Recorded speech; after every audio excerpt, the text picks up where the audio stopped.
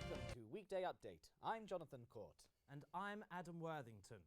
And later tonight, special guest and science contributor Dr. Felicia Handenbelt will be joining us. But first, here are some recent top stories. In museum news, Dippy, the Diplodocus dinosaur skeleton from the Natural History Museum, is said to be replaced by the skeleton of a blue whale in the summer of 2017.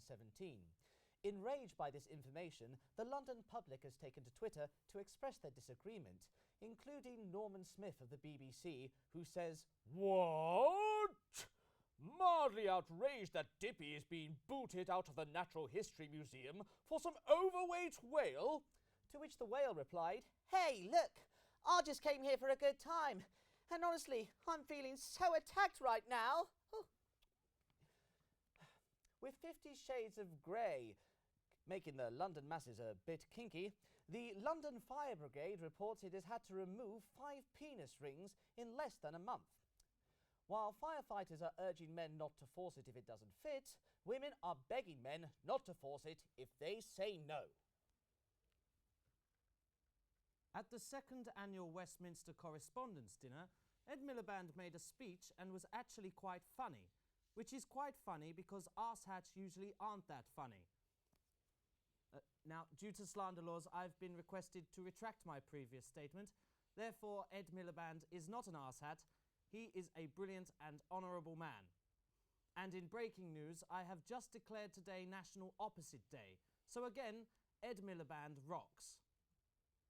Last week, David Cameron refused to answer the question, what is 8 times 9? Whilst he was visiting a North London school where he was giving a speech on the importance of learning's 1 times tables because he was afraid to get it wrong. Later on in the day, however, he did answer another question, which was, what is 1 plus 1? His answer, window. Now, a recent study from King's College London has discovered that over the past 65 years, the mean IQ of humans has been on a slow but steady climb. Yes, between the year 1950 and 2014, it has risen nearly 20 points. 20 points. This means that the average person of 2014 has a higher IQ than 95% of the population in 1900. But despite the fact that we may be collectively smarter than ever, this raises the question, is the average human really that smart? So last week, we sent out a camera crew into central London to find out whether people were smart enough to call us out on the fake news stories we were reporting to them, or if they were ignorant and they went along with it. Take a look.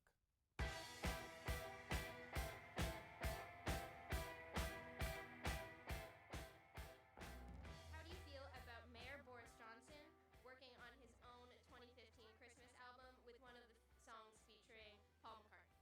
I think it's all very well and good to make your public image look good by doing charity work and stuff, but I think his job should come first and foremost, and I don't really care about this album. I wouldn't mind it. Haven't heard that one, could be true. Do you think it would be a hit? With Boris, anything is possible. Do you plan to listen to it when the holidays come around? If it's real, I'll listen to it. Surprised?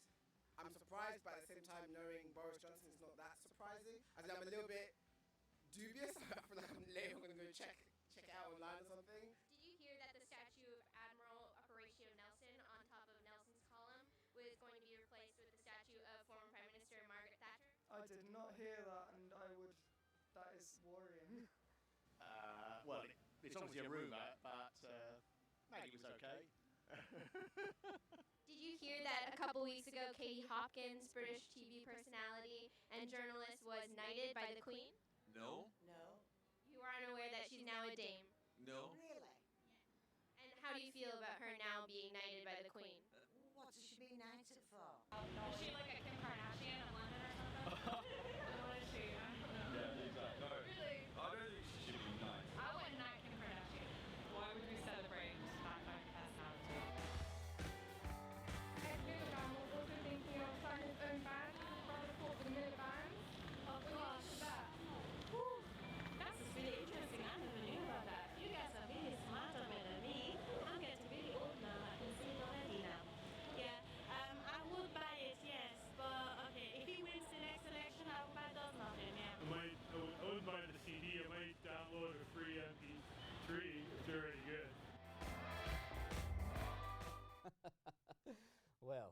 so much for that report. A fantastic discovery for the world of science. Last month, it was reported that a newly identified monster black hole is 12 billion times more massive than the Sun. Yes. Now, unfortunately, our original guest, Professor Zhu Bing Wu, could not make it here today.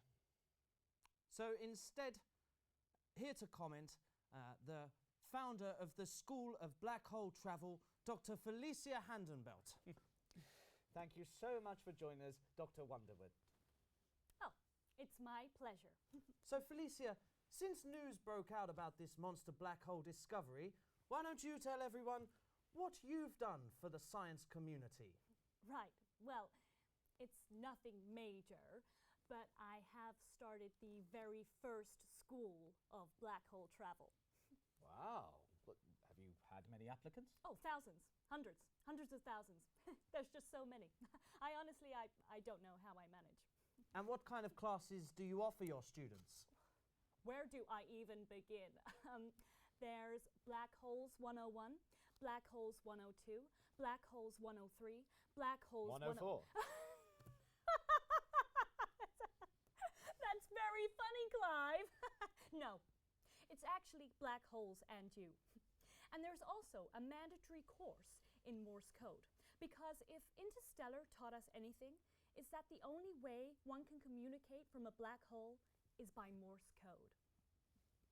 Right. And is that proven by further study? Maybe some professional opinions back you up on that, or is it just... Hello? They wouldn't put it in a movie if it weren't true. So I think that's all the proof I need. Right. Well, I believe you brought us a clip, correct? Oh, indeed I did.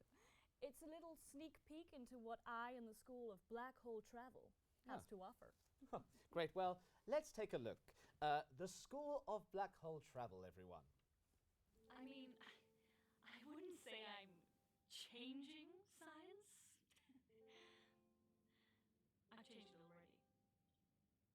What have you been learning so far? Well, for the past 2 months, we've been learning about hypersleep. Oh, Bear, don't fight it. Don't fight it. Go back to sleep. Go back into hypersleep, Bear. Imagine you're in space. You've been there for 25 years. You're so old now. But you're in space. You're in hypersleep. And now we're starting the new term on Matthew McConaughey, which is interesting. Apparently they're related. All right. Ava, I want you to call your parents and tell them you're never coming home. Matthew McConaughey was gone for 89 years, Ava. That was a movie. She's an interesting lady. She is quite nice, but for some strange reason, whenever she mentions the word black, she always gives me this weird look. I don't know if I should be offended or not. Black holes. Holes that are black.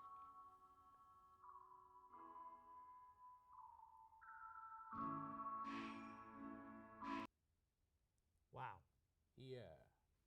Dr. Handenbelt, I've got to ask, are you in fact a real doctor? Because I just... How dare you! I'm sorry. I mean, what could you possibly have a PhD in? Science. All of science. Space. All of space.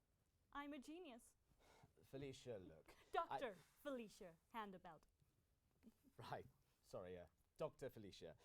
I think it's safe to say you are much a doctor as Dr. Dre. But thank you for coming. Dr. Felicia Thunderfies. I'm pregnant with Matthew McConaughey's child. That's really good.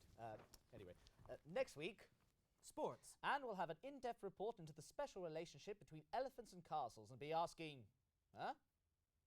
I'm Jonathan Court. And I'm Adam Worthington. Good night.